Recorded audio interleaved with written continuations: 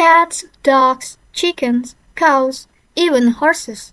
Humans have managed to keep all of them as pets or livestock. But have you ever wondered why some animals are still wild?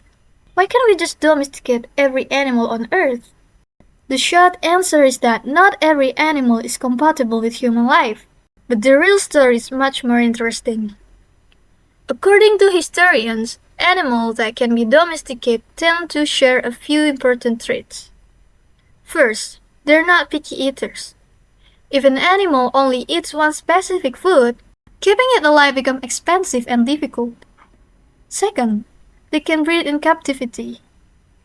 Some animals have extremely complicated mating rituals and simply refuse to reproduce when confined. And perhaps, most importantly, they're not overly aggressive toward humans. After all, it's hard to keep an animal around if it's constantly trying to kill you. But here's the surprising part. Even if an animal has all these traits, that doesn't automatically mean it can be domesticated. Because domestication isn't something that happens overnight. It can take hundreds or even thousands of years. Take dogs, for example. The cute and loyal companions we know today were once wild wolves.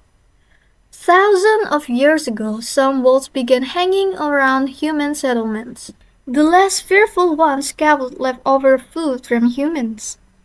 At the same time, our ancestors started tolerating their presence. Some even discovered that these animals could be useful. They could help hunt, guard camps, and warn of danger. Over many generations, the wolves that were calmer and friendlier survived alongside humans. Slowly, they changed. Their size, appearance, behavior, and even their personality evolved to fit life with humans. And eventually, those wolves become the countless dog breeds we see today. But not every domestication attempt was successful. One famous example is zebra.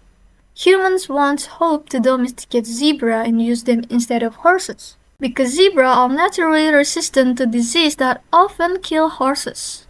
On paper, this seems perfect, but in reality, not so much.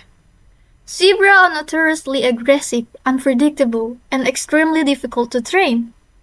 So the idea never really worked.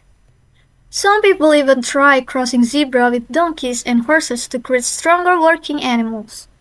Some hybrids were born, but they often have problems of their own, including reduced fertility and less strength than zebras.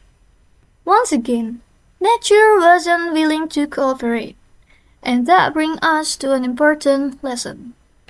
No matter how cute a wild animal may look, it's still a wild animal. Deep inside, its instincts remain. Sometimes those instincts can be dangerous.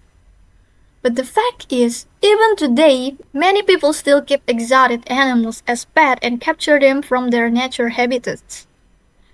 Others spend their lives trapped in environments that never meet their natural needs. So maybe instead of trying to keep a wild predator in your living room, it's better to stick with a mischievous house cat that occasionally knocks things off your table. Trust me, that's enough chaos for most people. And as always, thank you for watching.